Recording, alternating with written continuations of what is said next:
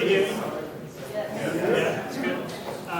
Thanks very much for being here. Grab a seat, and please silence your phones. That would be really appreciated.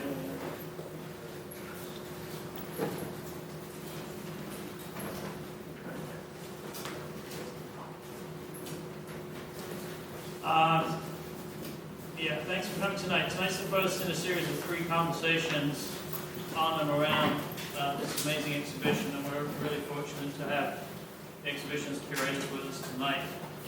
The next talk is actually tomorrow night at 6 p.m. It's titled Writing the City, and it's going to be a conversation with early New York writers Moses Rothsell 161, Coco 144, and Wiki Gary. And I think it's going to be an amazing conversation. That's going to be moderated by Jessamyn tomorrow night. And then on Saturday afternoon at 5 p.m., there's a panel discussion called Beauty in the Street, New York City Graffiti Fashion, Music and Culture. And it's a conversation with graffiti writers, Charmin 65, Staff 161, Henry 161, and that's going to be moderated by Claw, and then followed by a book signing with many of the writers whose work is present tonight. So tomorrow night at 6, Saturday at 5. Thanks for coming. My name is Matthew Higgs. I'm the director of White Columns. And I just wanted to before we introduce tonight's guests, just give it a little bit of background and context as to why the exhibition's here and how the exhibition sort of resonates and reverberates with aspects of White Columns history, which I think are really interesting. And I saw the initial manifestation of this show in February of 2024 in Los Angeles at Beyond the Streets Gallery, which Roger runs. The gallery's called Control Gallery, right? Beyond and Control. There's 2 galleries, dual identity. It's a little confusing. It's confusing for sure. I was confused. But I saw the exhibition twice, which is relatively unusual to see shows twice, especially when you're visiting a city and time is of the essence. And I was literally blown away by the exhibition. I didn't really know, or I didn't really understand or fully anticipate what I was about to see when I saw the exhibition. But when I did see the exhibition, it was just a complete revelation to me. It seemed to in a really profound, complex, and also incredibly straightforward way. It seemed to align 2 ideas, which was the emergence of graffiti culture in New York in the very early 1970s, with what was happening in downtown New York and Soho and so on at exactly the same time. And the sort of conduit for that connection was an individual, Gordon-Matta-Clark.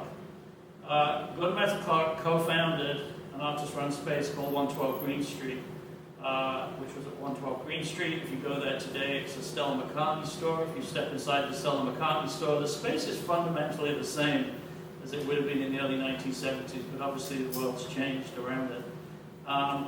And he founded 112 Green Street, which was renamed White Columns in 1980. So the organization has this incredible history with Gordon-Matta-Clark, who's a co-founder, and set in motion a whole series of ideas with his artist friends that persist to this day.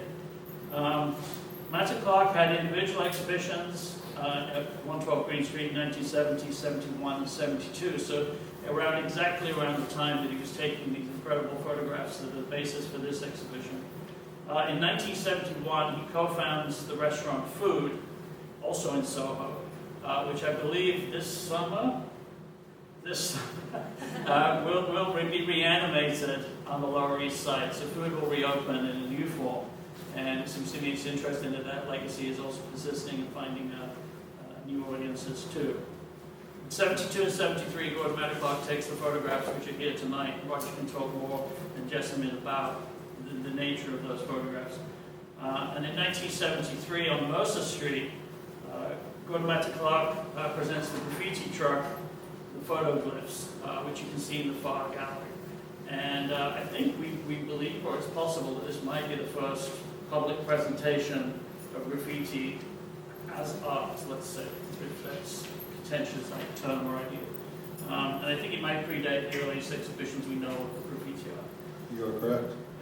But one of the things that sort of really, I think one of the really incredible things about this exhibition when I saw it in Los Angeles was it seems to radically expand our understanding of early graffiti culture in New York City. It's through Matta-Clark's sort of extraordinary documentation. I believe he took between 2,000 and 3,000 photographs in a 2-year period.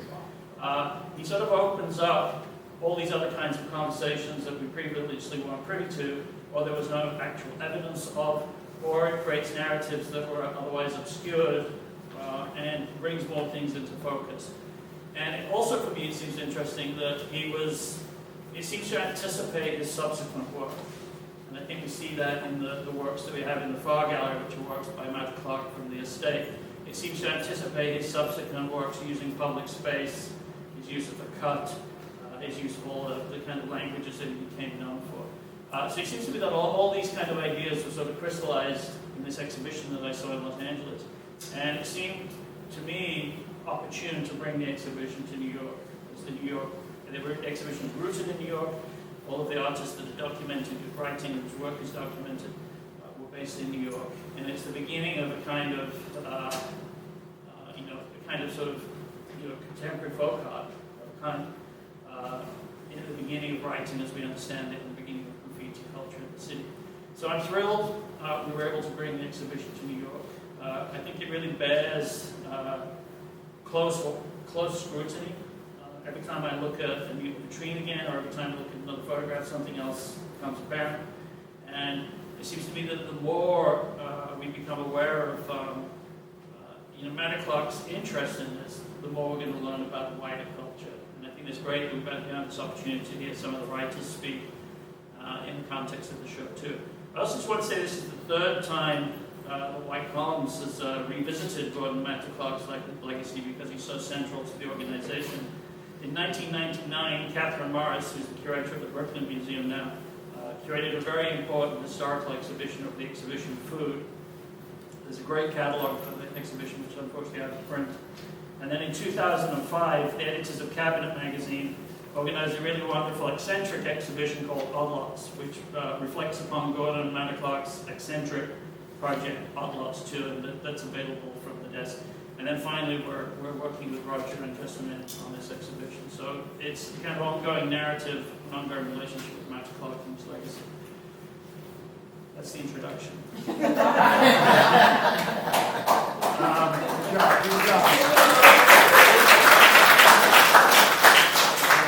I could definitely say more, but I think I'd be much more interested to hear about, again, the genealogy and origins of this exhibition.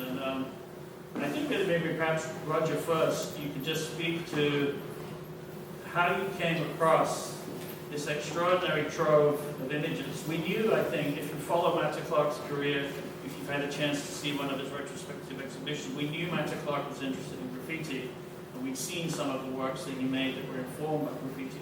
But I don't think anyone, or very few people at least, knew the extent to which his interest in this world, how far it went, and to the extent to which he documented. So I'm just curious about your original encounter with the archive, and then for you as a kind of historian of graffiti, how did it speak to you in terms of the histories we know of early graffiti?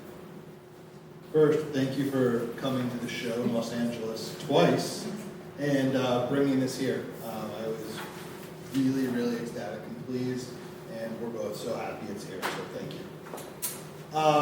This was sort of an this was a very happy unaccident in a sense. It just sort of happened. Several years back, me being my nerdy self was very, very curious in who the originators of this culture we know as the worldwide global movement of graffiti were. You can argue it starts in Philadelphia, you can argue it starts in New York. There's no doubt that Philadelphia starts first, New York City makes it famous. There's the documentation, there's the newspaper articles, there's the people alive to tell the stories.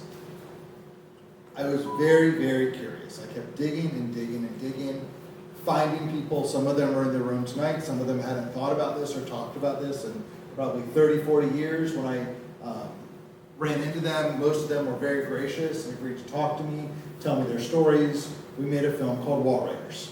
We made a book called Wall Raiders. And finding the photos from back then was really difficult. Most people weren't shooting photos. It was kids. Only a few of them had cameras. Only a few of them even knew how to use the cameras. And then there was a lot of accidental photography of the graffiti we kept finding. And just photos of the city. News footage here and there. We pieced it together and we made a great film. We made a book that went along with the film, and I was reminded of the Gordon-Matta photoglyphs and photos that he had shot that I'd seen, I looked at online, and they didn't really fit into the film because it was this smart art stuff over there that I was aware of but wasn't really thinking about because he wasn't the guy out there writing on the trains and writing on the walls. But he documented it, but the few pieces of documentation that were online didn't fit as well with the film. Just, again, it just didn't click in my head, so that was probably just my own fault and being stuck with just the writers. But we were making a book, so I said, let's contact the estate and let's honor this in the book because it's with the original writers. It makes sense. One of our friends who was helping write some pieces in the book reached out to your mom. And this is a while ago now, 12, 14 years, I don't know. And I think at first she was kind of like, why do you want to talk about this stuff? This is the least known body of work of Gordon's. It's interesting. I don't think she'd realized how big the culture had become, but was very open and receptive to hearing what we had to say. If I remember right, asked for kind of a detailed email more about the project, and then kind of said, sure, why not, let's talk about it. So Shelley Leopold, the writer, wrote a nice story about it, sent her a book, and I think she got the book and realized kind of where the culture had gone. Didn't really think about it for a little while. The book came out, the film came out, that was that. A few years later, for whatever reason, I said, I wonder where the rest of the photos are. There's no way he printed this few photos. And I think we got back in touch and said something like, I know he's an important, famous artist who's celebrated in all these museums, but in a sense, forget that. Where are the negatives? Just as a graffiti archivist wanted to know the history, he had to shoot more. Do they exist? And I think your mom's response was something like, they're 10 feet from my head in a binder in the closet that we haven't opened in almost 50 years, and there's a couple thousand of them. No one has ever asked. Is that right? Yeah, I mean, Jessamyn, Fiore, as well as the co-curator, I run the estate of Gordon-Matta-Clark with my mother, Jane Crawford, who is the artist's widow. And Gordon, which probably many of you know, he died very young at the age of 35 from cancer. And my mother, who was just turned 30 at the time, kept everything. Didn't throw away a single thing. And so with that, she kept every single negative. And Gordon took a lot of photos. And most of the archive now, like the correspondence and everything like that, is with the Canadian Centre for Architecture, but my mom has always held on to the photo archive, the negatives. And yes, they do live with us. They are in her home, these huge binders of negatives. So when Roger reached out, she was like, yes, there's thousands of negatives, but it's absolutely true that for the longest time, this body of work, people didn't really know what to do with it. He would have major retrospectives and the curators would be like, and he did this, but there wasn't a lot of attention paid. I was incredibly fortunate to co-curate an exhibition with Sergio Bessa, who is here tonight from the Bronx Museum. And our very first conversation that we had was that actually graffiti and the Bronx floors, which is the first series of cuts that Gordon made. He's known for his cutting architectural interventions, but the very first ones he made were up in the South Bronx. He was wandering around the South Bronx into empty buildings and looking for places to make these cuts, but that's when he started seeing and photographing the graffiti. And we were both like, this needs to be central to the show that we did. But previous to that, it really hadn't gotten that attention, and it was Roger in a huge way. It was you who also brought it to our attention of how meaningful it is within the history of graffiti art, because neither of us knew that Gordon was basically the only one taking all these photographs at the time. And I think that that's fascinating. So, fast forward to the phone call. I I have these negatives. Come check them out. One of the people I work with all the time, Caleb, he's a writer and author and all kinds of fun stuff, contributed on these projects. Was in Boston, so he was a lot closer than me in LA. So he went down to Connecticut, and for several days, he scanned several thousand photos. I got them, I looked at them, I knew what a lot of the stuff in them was, but there was so much in there that I didn't know what it was. It was over 2,000 shots. Sure, there were a few blurry and a few cropped weird, but for the most part, it was mind-blowing, and holy crap, this really is changing what happened on the trains and on the walls and in the course of New York City graffiti history. The whole thing, picture didn't happen sort of thing, well, that's a lot harder to say when it's an oral history told by a bunch of people that often, unfortunately, were teenagers, or fortunately were teenagers at the time, but unfortunately blend their dates together here and there unintentionally because you're a kid, you're running around. What's 6 months here, what's 6 months there? That just happens. So now there's this incredible archive that can really show these dates of mid-72-ish to probably spring 73 when he's shooting. There were other people shooting. John Nahr shot, Bill Ray shot. There are a few other people like that, but as far as adults that were out shooting the graffiti that were not a part of the graffiti, he is the only person that shot the graffiti that was not hired to go do it. And that much of it early on. There were over 2,000 photos that he shot. And if I look through the photos, I think it's safe to say maybe 10% of them were captured in other things here and there. But it's about 90% never seen before unless you lived it, photos. We showed a few of them printed, some of the ones behind us, in the large format beyond the street shows we did. People really enjoyed them, and I wanted to do more. We talked about doing more. I just didn't know what to do. Yeah, I'll jump in here with the sense that, so Gordon printed a number of these photos, and we can talk about that part too, and then he hand painted them, but obviously with over 2,000 negatives, the majority of these had never been seen, and with Roger, we made the decision of yes, let's make new prints, because this was a body of work, this was something that Gordon, clearly it meant a lot to him to shoot so much, and it only, it didn't have its audience. And it didn't have its audience for a long time, but now it does. So we're yes, let's make new prints to include in the Beyond the Streets exhibitions, and that's kind of, I think, where the conversation began about, well, what if we really try to show these images that, only existed in negative form for decades.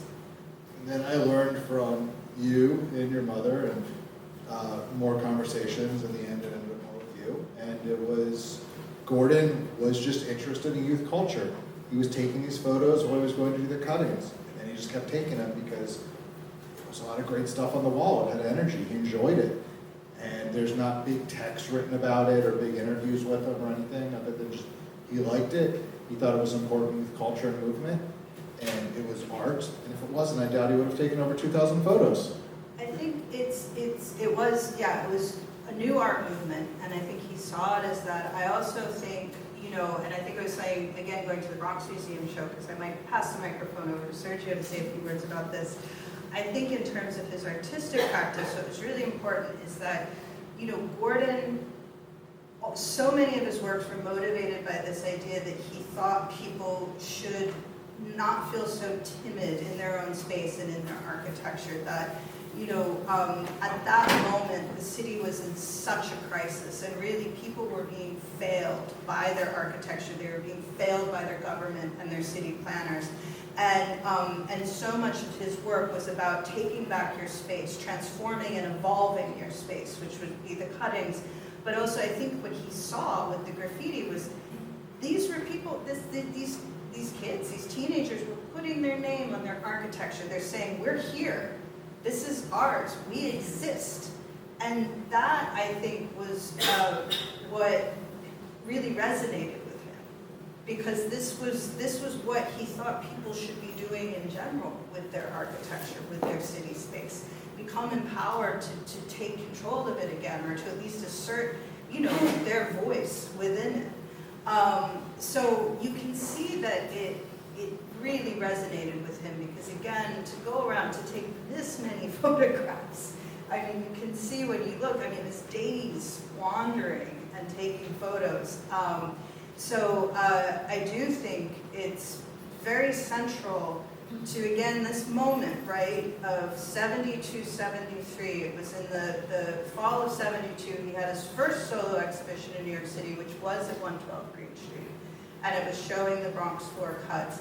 And then the graffiti, the street exhibition he did was in June of 73. Well, let's talk about that street exhibition. So I want to back up for a second.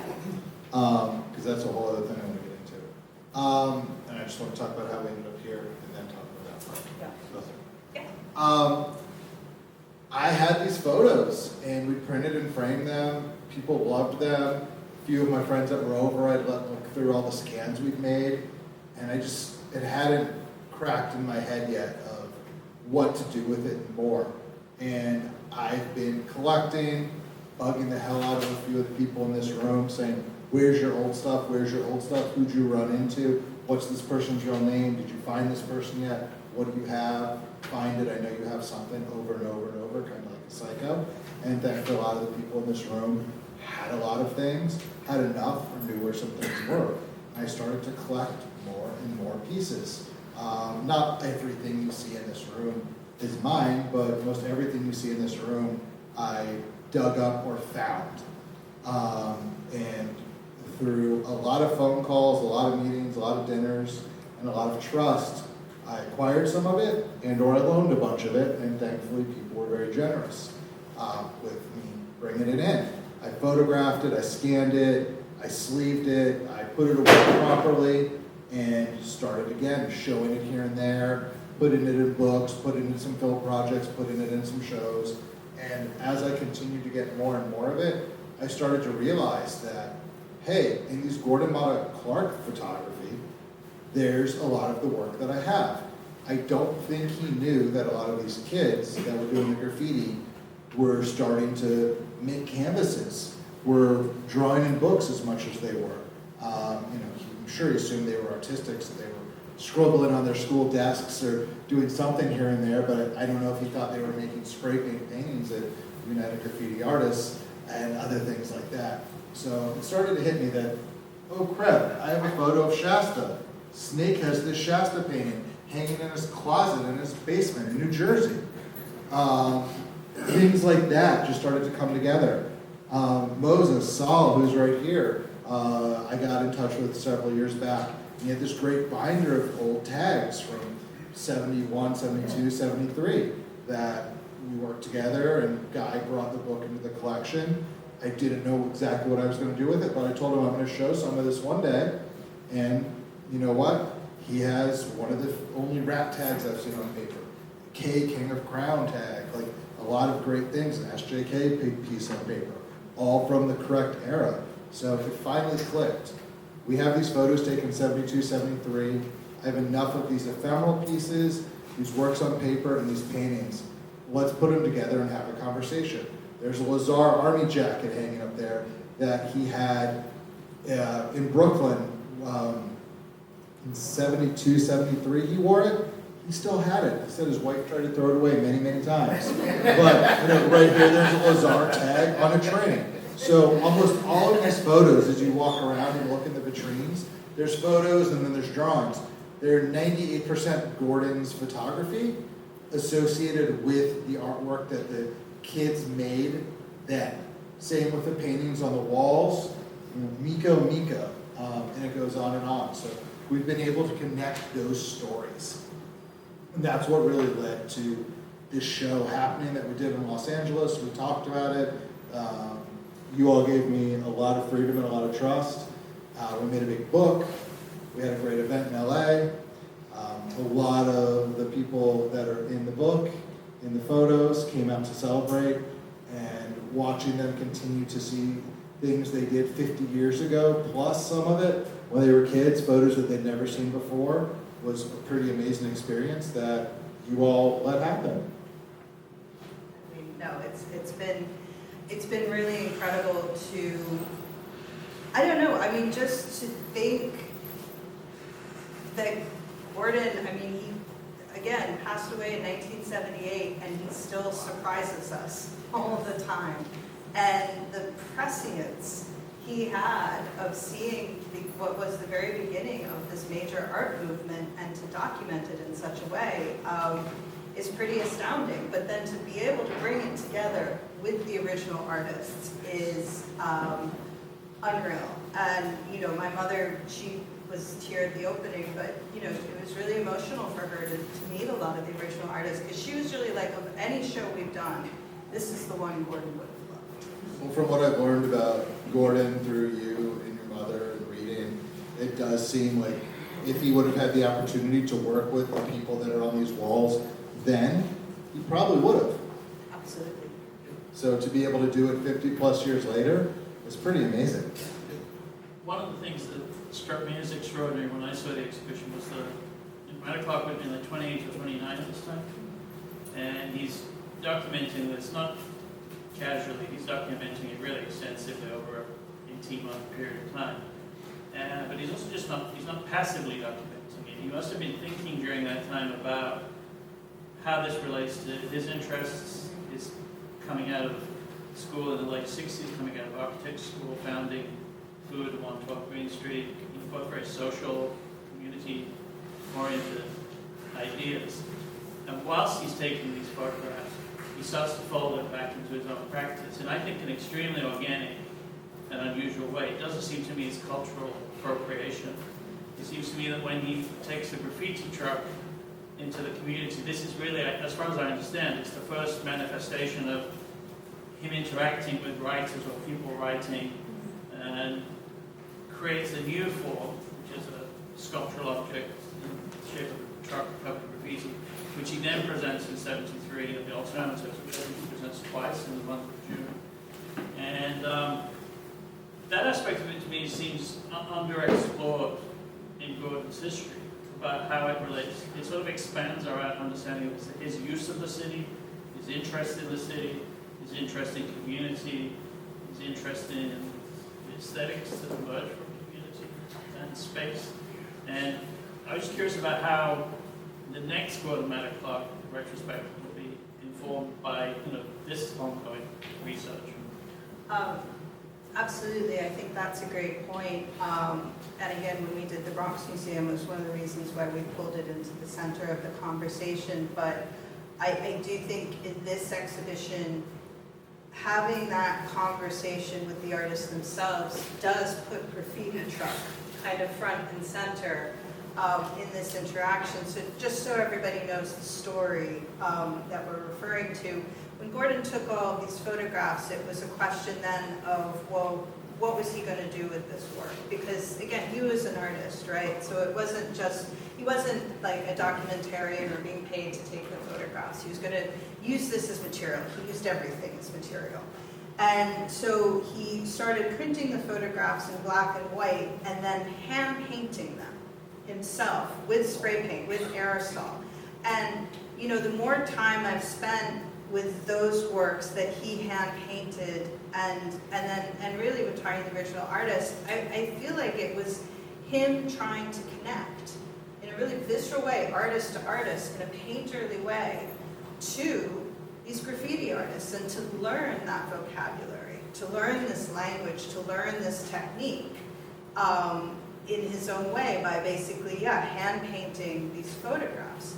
But then when he wanted to show the work, I think again, because at that point and the conversation around graffiti, and you can see some of the news articles, it was all vandalism, right? This is vandalism, this isn't art.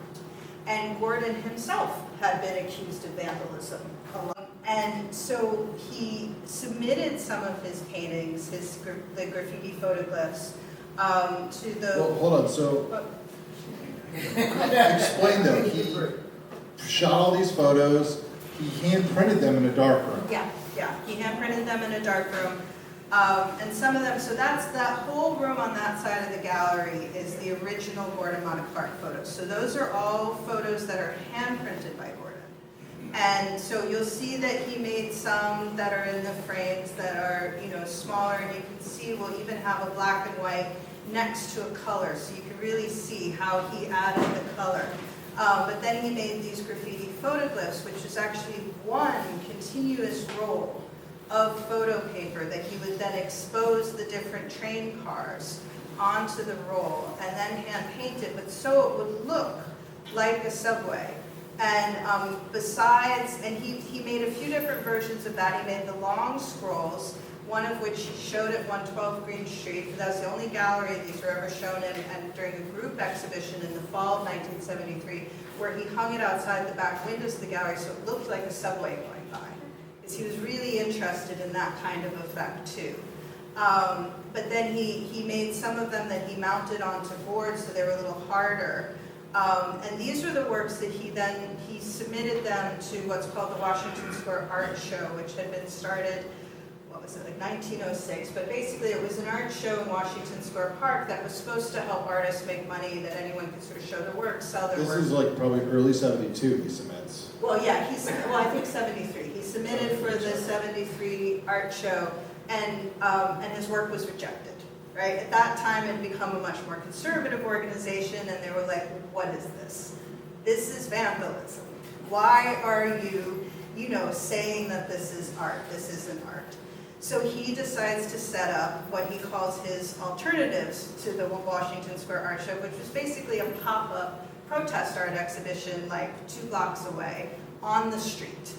And so he set up some sawhorses. You can see in the vitrine in there, you can see the setup with the graffiti photoglyphs, but then he gets his truck. And Gordon loved to use his trucks as artworks. He crashed another one for a film he named called Fresh Kill. But with this truck, he brought it up to, we think, 101st Street, just because it's written on one corner of the truck, 101st Street, somebody wrote. So we think it was there, but it could have been the South Bronx as well, because he'd been doing so much there. But yeah, and that beautiful wall vinyl, with that image, the joy in that, he invited the community to come, and you can see kids, you can see all sorts of people covering that truck with graffiti.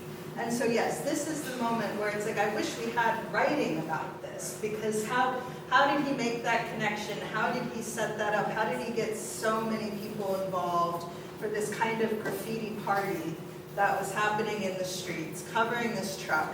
But then he parked his truck next to his protest art exhibition, and he had a blowtorch. And when people came along to engage with them with the work, he was cutting sections of this truck out and trying to sell those or give them away as sculptures, which nobody was interested in. But yeah, he made these beautiful sculptures, one of which we have in that room as well. But there was a great corner, the whole back corner of the truck he cut out as a sculpture, and that's in a museum in Europe now. So yeah, so it worked on all of these different levels, which so many of Gordon's pieces did. But going back to what you said, Matthew, about the community, I think that is essential, and I think you see the connection with the community through Food Restaurant, 112 Green Street as well. I mean, that was very much an art collective space, artists coming in, making works, negotiating with one another, site-specific, ephemeral, performative. But then also a really important piece that he never got to fully realize was he was working with inspired by a number of the groups in the Lower East Side too, who were working with the community and building the community gardens and working with young people. And he did a proposal to create what would be called the Lower East Side Youth and Environmental Arts Center, where he wanted to basically buy dilapidated buildings and work with young people and teach them how to completely renovate those structures so that they could then be resold, and you could take that money and that could either go to scholarships or other support for the young people, or they could use it to buy more property. And in this way, really have a presence in the property ladder in neighborhoods which already at that time were starting to become gentrified, even though that word wasn't being used yet. And he applied for a Guggenheim grant for that project, and we included at the end of our Bronx Museum exhibition a copy of that grant. And he even bought a building to start it, and unfortunately, he passed away before realizing that. But I think there is a way, there is a line you can trace through his practice that is community engagement and engagement with particularly young people thinking about the future, but really this question of how can people be empowered to use art to transform their space? I've got a question about this very specific period of time, and I think what you mentioned, you alluded to at the beginning about how these times are really specific. They're really important in terms of creating a legible history of this emergence of graffiti. Without Gordon-Matta-Clark's involvement, are there any other instances at this time, in 72 and 73, of the, let's say, the downtown art world in New York having any kind of connections to this? Because when does UGA start? Is it parallel to this? UGA is almost parallel to this. This is a United Graffiti Artists. Which is started by a gentleman who won't be named, who had a great vision at he was at City College to meet a bunch of the graffiti writers, wall writers at the time, and take them off the streets and put them into the gallery setting, into the classroom setting, and teach them how to use supplies, and bring them fame, bring them press, bring them everything else. Henry 161 was actually sitting right here, but you just don't know where he went. It was October of '72. So- Henry used to meet the guys at Jukebox. So- He met Henry first, then Henry took him to meet a lot of the people that are in this room. And that's why a lot of these canvases exist. We'll definitely be talking a lot more about that in the conversations the next 2 days. But yeah, Gordon's taking photos parallel to these things happening. But one thing that's really interesting about the truck and showing the work on the street is the first show is at the Razor Gallery, which some of these works are from, and that's September of '73. And that's looked at in the press and historical research as the first real show that graffiti work is in. And Gordon beat everybody by a couple months by showing everybody's work as graffiti. So thanks, Gordon. I think what's interesting in the context of Gordon at that time and the works that he then showed at 112, but he was trying to answer this question of, he was making works that were using the materiality of the city to try to draw people's attentions to different parts of the city, like the South Bronx, like the different, housing crisis there, other things. And he was trying to figure out, how do I bring that into a gallery space? And can I bring it successfully into a gallery space? And he was doing a lot of experimentation at that time, and I think what he was doing with graffiti and with the pop-up art exhibition too, this was also an experiment of how do we combine what's happening in the city, what's happening on the streets, then with this idea of art and art in the gallery. And what Gordon ended up doing was then by '74 was when he made his very famous piece Splitting, where he cut a house in Englewood, New Jersey in half and removed part of the foundation, so it actually, part of it rocked open this way, so it created a split. But what's really important about this work is it's the first time he brings the audience to the art. This gallerist, Holly Solomon, gets a bus, fills it with people, and brings it to the space. And after that, that became a real goal of his. It wasn't always successful because most of the buildings were condemned or destroyed immediately after he cut them, but there was this idea where he actually was like, how do I get out of the gallery and into the architecture and into the streets? And, and so this was a tension in his own practice, which I think is reflected then, with, UGA and I guess, and some of the other, how do you show street art in a gallery space? What is that relationship? These are still vital questions. There was a huge parallel going on at the time, and by 74, 75, or even a little earlier, a lot of the artists that were in UGA, a lot of the artists from this wave were done. They had done graffiti, it had moved on to bigger, bolder things. Some of them could do it, some of them couldn't do it. A lot of them graduated high school, got a real job, a lot of them went to the military, and just went on with their lives. It was something they did in high school or into their late teens. And writing graffiti at that time, you could make a major impact, even if you wrote graffiti for a year, because it was so early on, and the stylistic developments at the time were so important, and so many of these photos capture those stylistic developments that are mind-blowing. The checkerboard over there on one of the staff pieces, the dots, the faces, there's so many little developments and so many of these images that if they didn't happen at the time, I'm sure maybe we're bound to happen at some point, but every 6 weeks, every 6 days, every 6 months, one person could claim they did the first 3D, but who knows who across town or in another borough did the first 3D 6 days earlier or 6 weeks later. And so many of these photos now are here to tell that story. I think one of the fascinating parts about this exhibition being in New York, but also the legacy and history of this in New York, is that if you look in some of the vitrines here, there's articles in New York Magazine which focus on it being kind of a social problem. There are other articles that kind of sort of try to align it with sort of fear mongering on the press's behalf about gang culture. And at the same time, there are other people like Matta-Clark, like the UGA forming, at the beginning of this work starting to be shown in galleries as early as 1973. And then also the Joffrey Valley, commissioning the writers to perform, writing on stage whilst the Joffrey Valley performed work.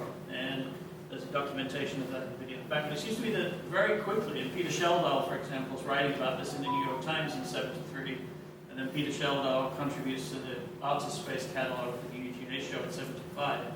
So the way that it was quickly absorbed by sort of downtown culture, let's say, is also interesting to me. Matta-Clark is clearly involved in those kind of like the translation of this, or the absorption of this, or the amplification of this into other cultural spheres.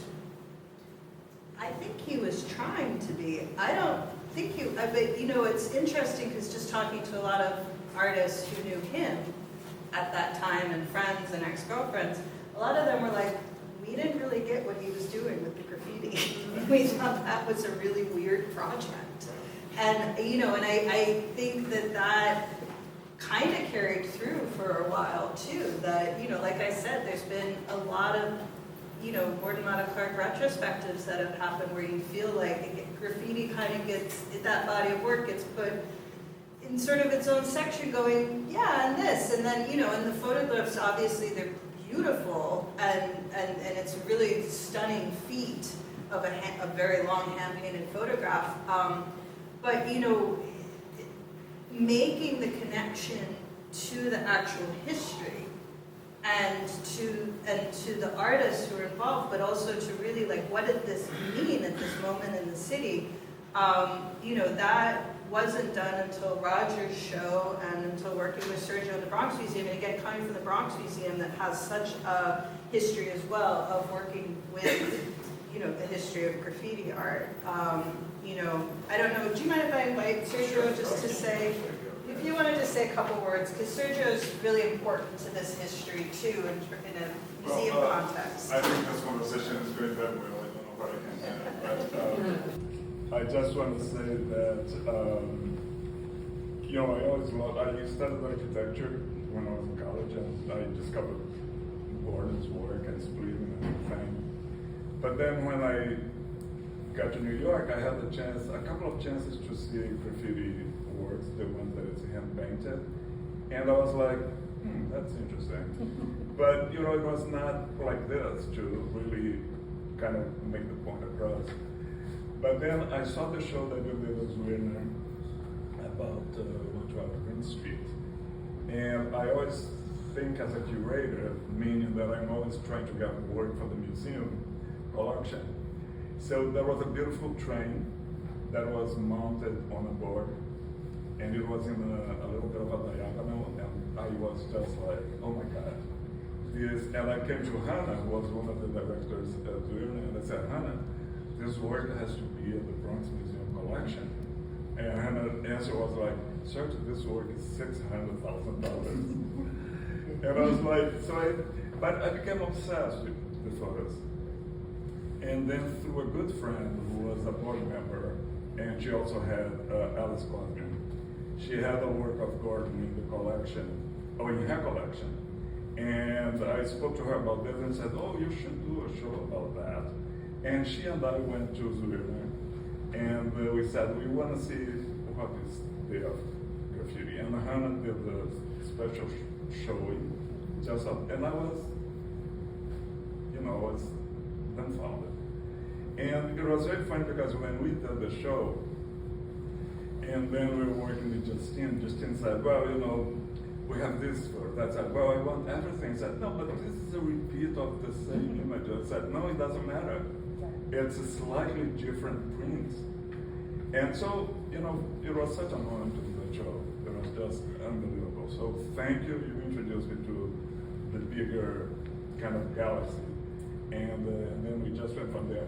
But I want to also talk just about Gordon as a photographer. Because during the show, there was a lot of people coming, and one of the persons that came to visit, that it was a very interesting visit, was Tina Barney. Of course, she's a great photographer, and she didn't have a lot of time, but she went straight to the black and white pictures, and she looked at me and she said, this is great printing. This is great. I was like, yeah, he knew what was made. And the same thing with Roberta Smith, when she came and I gave her a tour and said, he hand painted. Oh, I didn't know. I thought it was just like this photo. So people have to discover his process. And I think, in this discussion, what Gordon got from graffiti, I think he was learning. He was new back in New York from years of studying architecture, and he wanted to shake all that. And he, facing this, allowed him some freedom that, I don't think he would get from anyone else.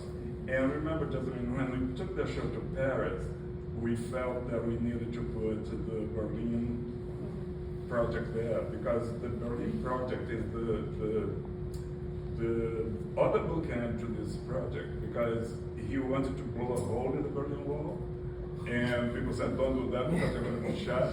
and what he did was this amazing graffiti piece that looks a little bit like this. Yeah. A mix of collage and advertising. So anyways, I don't have a lot to say, but I was just so...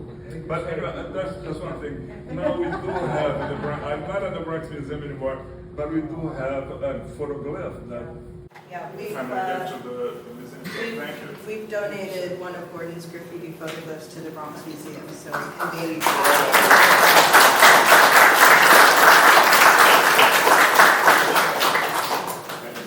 I think that what you were saying is completely right, that maybe his friends didn't understand it and other people at the time didn't understand it also, because age is a real thing, and they're probably in their mid-20s to mid-30s.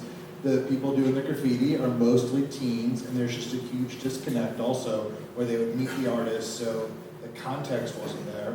And then as years go on, well, there's a lot of context given to the late 70s and the 80s boom, because that's what goes in the gallery, and that's the fame, that's what you're seeing, the big, beautiful, colorful trains, and subway art, and TV shows, and you name it.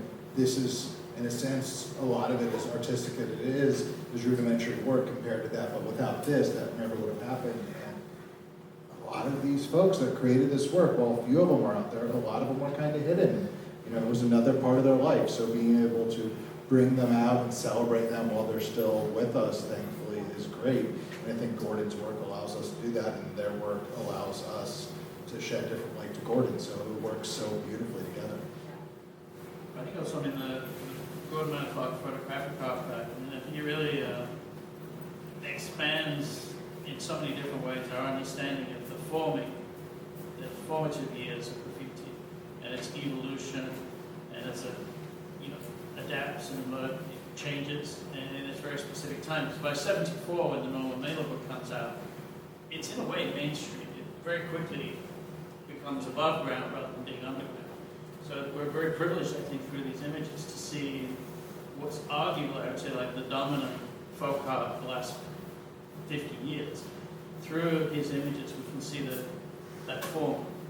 And it's running parallel, of course, to the beginnings of hip-hop and other things that are forming in parallel, too. But we have this extraordinary window and access into this sort of organic evolution of writing, which without these images, I think would be diminished.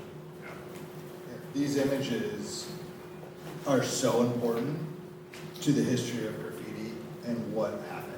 There's countless things I continue to see and look at them, even in the blurry photos that we didn't use, because they have signatures in them that tell who was there, what happened, how it went down, who was up, who wasn't. Well, of course, there was a lot going on that didn't get captured. There's no way someone could have captured all of it. These photos, it's the biggest collection of photos we've seen that exist. I mean, I think it's one great example, and I only draw attention to it because Fiore was in the gallery recently to show us, but on one of the images over here, there's a Fiore 2000 tag on the front of the train from '73, and it's the first picture evidence that he was writing at that time as well. Is that correct? Yeah, that's absolutely correct. Fiore is often looked at as celebrated in the 80s, the hip-hop culture, all of that, but that was Fiore's second wave. Fiore's first wave was the early 70s, then he went away to the military by 74, and when he reemerges in the late 70s in New York, everything's booming, everything's different. And a lot of those early artists that he was friends with, aren't really there anymore. They've gone on with their lives, and there was other people that he met that he continues on with, and it changes, and he's really, I don't want to say pigeonholed into that, but really that's who people look at him is, and there's no doubt he was there early, you can look at his age. But this photo that Gordon shot is stylistic. There's no way that was his first tag on the train or his only tag on the train. You can tell by looking at it. And this places him in a different context with a different group of contemporaries.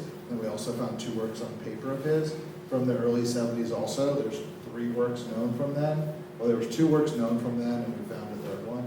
And we got 2 of the 3 of them here.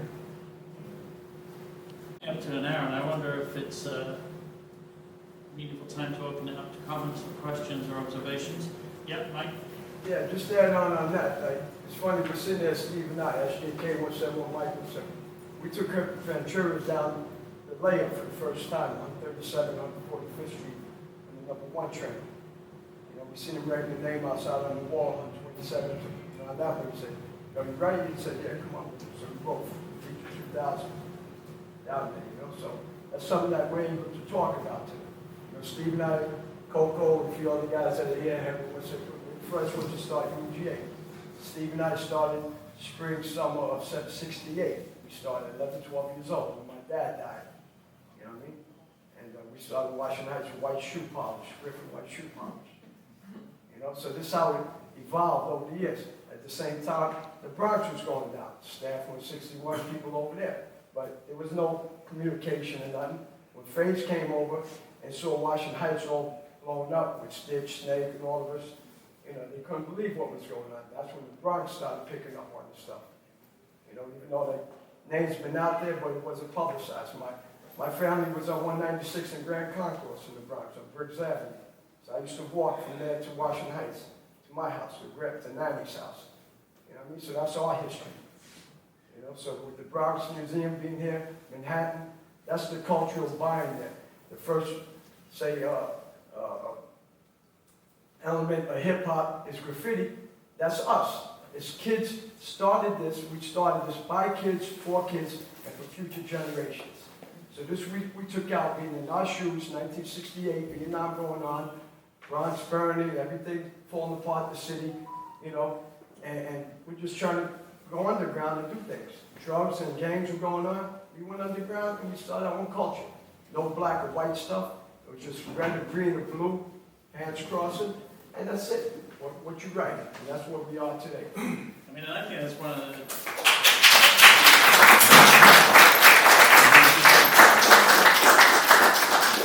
I think that's why this archive of Gordon's photographs and their fairly recent discovery is so critical, because it amplifies all of those narratives and those histories and those individuals. The individuals that made these texts, and reprivileges them within the history of this world. What happened? As a graffiti historian, archivist, and supporter of this, what happens coming out of this? I mean, where does this lead? Well, the estate already found a few hundred more photos that had never been seen before. To go on top of the book that we have available here, there's another one that will be coming out at the end of the summer. Yeah, and then there's also a second book coming out by Gary Folgeson with every single photo in order that I think is going to be like that thick. But you know, I'm really excited to see where this goes. I would love to see this show travel more. I feel like particularly in Europe where there's so much interest in this moment, I feel like this show would be a revelation there. So I hope it continues to travel and continues, you know, just to tell the story as well as it does. You know, and yeah, and I also feel like, again, with Gordon, you know, for us, again, he's an artist, he passed away in '78, there's only so much work that's out there, but I think it's really exciting, this idea of making new prints. I mean, there's even more prints. The show in LA had like 200, there could be more, but you know, but giving also a new life to this whole body of work. And also for the first time, we're making new prints available for sale. So there's a number of these that are actually for sale too, they're beyond the streets. But yeah, I just think it's a way to connect Gordon with a whole new audience, a new history, and I just want to see where that goes. I want to see more of these shows, bigger and bigger, with more and more stuff. Can I ask you that I mean, to me, it's the first like black and white graffiti pictures that I've seen like this. And was he shooting any color? Or was it all black and white? No, this is color. Okay. So he was What was shooting the color. ratio? Mainly black and white. And I will say, you know, again, keep in mind like how expensive film was, getting it developed. I think that there was a lot in black and white that probably related to economics, and then also whenever he started to conceive what he was going to do with the works, which again was printing them in black and white and painting them. But I mean, like black and white photography, I don't know what year this turned, but black and white photography was considered art. Color photography was considered advertising. And then it switched. So that he was really in the art realm, like, I wonder if that had anything to do with it. And I don't know the years, but Joe Meyerowitz told me this. Well, he was, if you allow me, he was very well trained, and also his father was a big artist. So we spoke a lot about this when we did our show, that his sensibility was very European, and I don't mean to, you know, because even the colors of the graffiti that he colorized, it has more to do with what was going on in Europe at the time, in the 60s, rather than pop art or anything like that. So he's a very, you know, and I think you're all correct. The future, what's the next retrospective, it's going to be amazing. I hope I can see it. But, you know, to speak to your point, Cheryl, when he presents the graffiti truck and the photographs on the store horses in the summer of '73 on Mercer Street, he's presenting his idea of graffiti in two ways. One is as photographic documentation, some of it hand-colored by him, which is almost like a Victorian idea.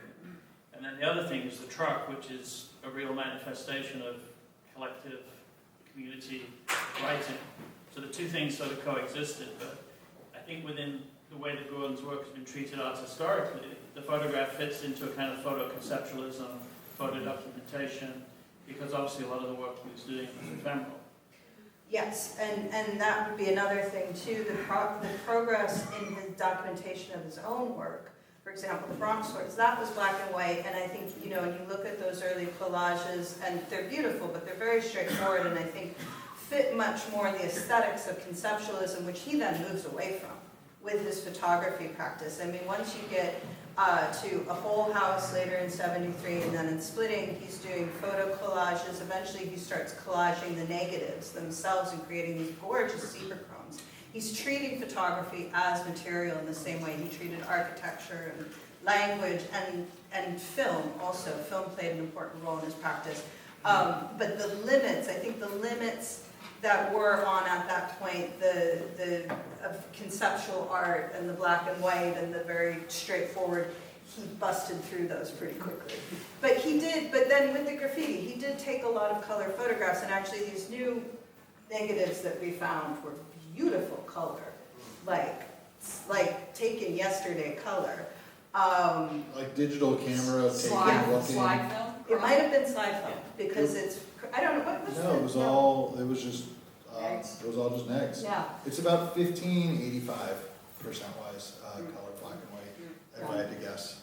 I will also say, I think if he had printed these at the time in color, I don't think it would have had nearly the impact as the black and white with the painting brings the immediacy of this as like this painterly form to life so much more than, again, at that moment, 72, 73, printing a color photograph would have communicated, in my opinion. And I think that probably was behind the choice as well.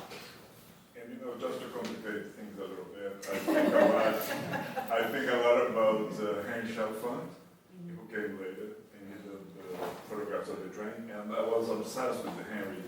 When I discovered his work and we went to see him, I said, Henry, how did you do this? I said, well, I did picture by picture, and then at home I glue with the tape, and then rephotograph again. So Gordon was rolling the whole roll of paper and doing it. So these photographs are amazing. It's a tour de force. It's unbelievable. Any other questions or observations or thoughts? I just wanted to acknowledge that Steve over here was like really the first guy to document the graffiti movement. His father had a photo studio. He was able to capture all these photos.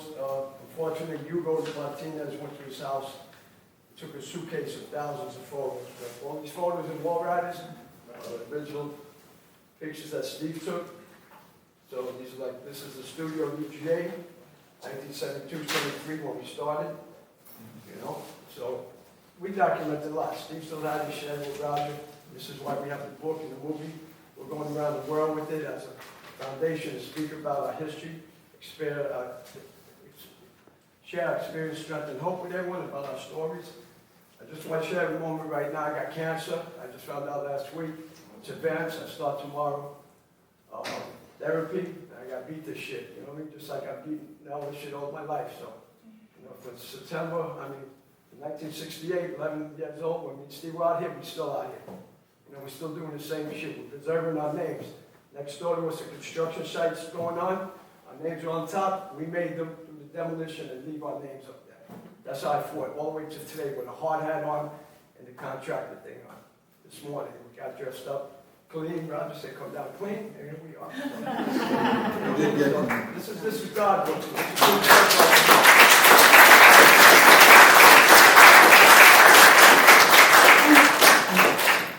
We have time for a couple more comments or questions if anybody has one.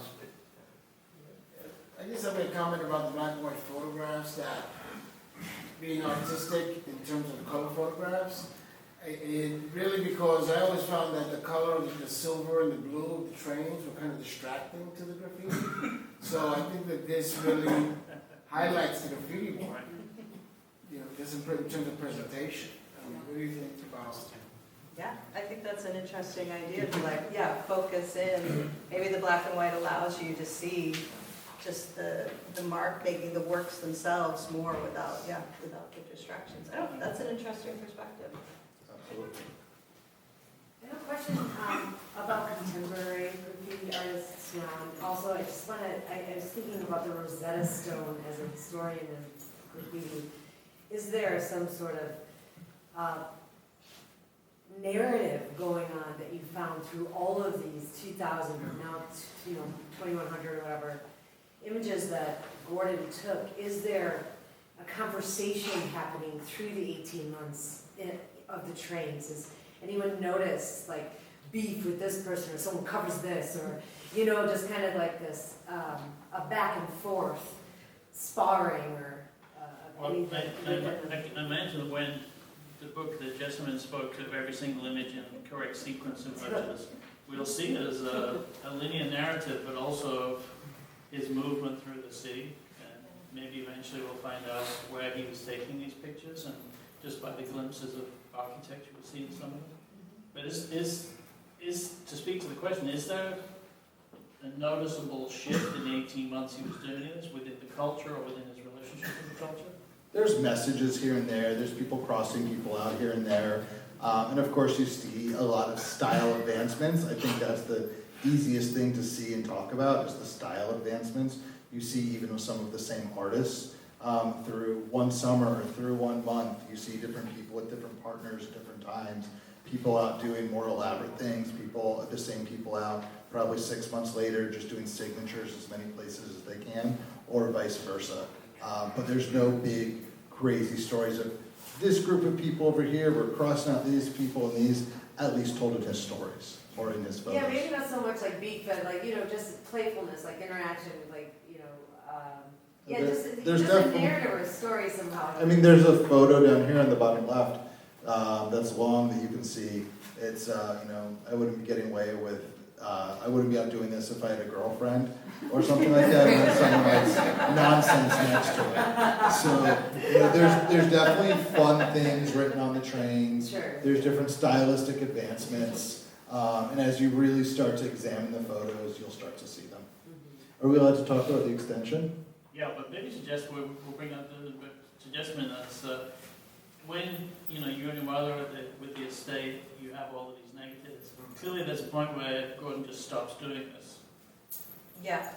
And is that because he starts to do other things in his practice, or? I think it is because he started to do other things. I feel like the culmination of this whole body of work, not really, well, because he did the protest art fair, and then he showed the photoglyph, and that was all 73. And then it was really at that point that he stopped taking photographs of graffiti in the same way, like not in that very determined way. I think part of the shifts that happened was he was getting invited to do other projects.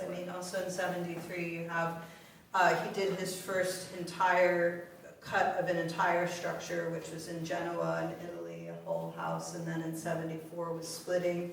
He starts to move more in that direction. 74 also is the last time he shows in 112 Green Street as part of the Architecture show, which was, sort of a group of the artists that were in and around 112 Green Street, looking at these different ideas. But, it had also been described to me by, I think Gene Heistine or Richard Nonis said, it was also kind of like what had been happening organically wasn't because the artists were starting to do other things. And so Architecture was kind of like more of a formalization of a group that had just been the artists hanging out previously. And that exhibition, or whatever it was in the beginning of 74, and that was really, then him and a number of those artists, not all, but drifted away from 112, which really 112 had been their base, and particularly for Gordon, this was the hub of so much of his experimentation. He was at the center of this community, not just making art, but helping other artists make their works and curating shows and doing all sorts of stuff. And so this early 70s period was really this this very communal, organic, experimental art making moment. And then when he goes more into the large scale building cuts, it becomes more, he's traveling more for them, and it's more sort of him and some assistants doing the works. And, and I think that there was a point then he became frustrated with that. And that was why I mentioned the Art and Environmental Use Center for Lower East Side. That was an idea he came up with, later. And again, he died so young, so, we say later, but 76. 77, but that was, I think that proposal and wanting to do that project was maybe a move back towards how can I engage with the community directly again. So it's so hard to know when an artist dies so young where the work would have gone, but I definitely, I feel strongly that that community engagement was really important to him and probably something that, you know, he would have pursued. I mean, it's sort of mind-blowing how much he achieved in less than a decade. Yeah, he was making work for less than 10 years, and he left so much. And like I said, we still discover new things, and there's still more to be found, and there's still, you know, so we're really lucky, you know. There's. I think also, I mean, when I saw the exhibition in Los Angeles, it just sort of underscored just the persistence of this culture. So I mean, this exhibition is taking place at the same time as the second exhibition of Martin Wong's collection at the Museum of City of New York in Lovegrove, which is on until I think the summer. There's a museum show opened a couple of weeks ago in Italy, curated by the artist Nedvina called Graffiti, which sort of takes graffiti back into the 1960s to second-generation abstract expressionists using spray paint, and brings it forward into the present tense. So it seems to me that this culture, which, you know, I think is arguably the dominant aesthetic culture of the last 50 years, just as hip-hop's the dominant musical culture of the last 50 years, just keeps reorganizing itself and finding new ways to think about new things. And I think Gordon's role in that becomes increasingly interesting, and the role of it in Gordon's practice becomes increasingly interesting. Yep, one more. Yes, good evening. One of the things that we want to keep in perspective about all this, at least, you know, how I see it, I'm you know, part of the exhibit here. That everything is time specific to me. I believe that it couldn't have happened at any other time and any other place than when it happened. Because of social political things that are happening in New York. There is a narrative. One of the main motivations at the time, it's kind of more or less connected a lot to art. There's a lot of art right now. But initially, the main motivation was to get up. Now, if you know, understand what get up means. It means that to have your tag in specific places, right, as much as possible throughout the city. As time went, something began to manifest, which I believe is the basic thing that came out of this, which is something called can control. Because spray paint wasn't invented for writing and drawing. It was invented in 1949 in Illinois, came on the market in the early 50s as a utility tool to paint cars, bicycles, and stuff like that. It wasn't until those kids in the late 60s, early 70s, under the age of 16, right, found that you can write and draw with it. So I was like a kid that was always drawing things, right? And so when I got the spray paint, right, I automatically started to sketch with it. Not just letters, but, you know, like character things. And the thing to recognize is that the explosion of street art worldwide has the foundation of aerosol spray paint, right? And that can control still. And that came from those kids in the late 60s, early 70s that decided to draw and write with it. Thank you.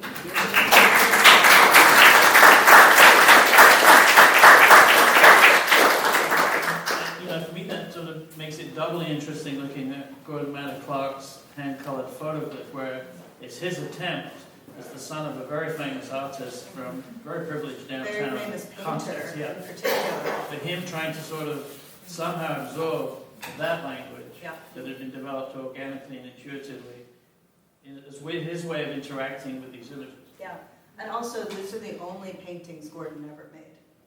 It's the only time he went near that medium, which was very much his father's, who was a famous surrealist painter.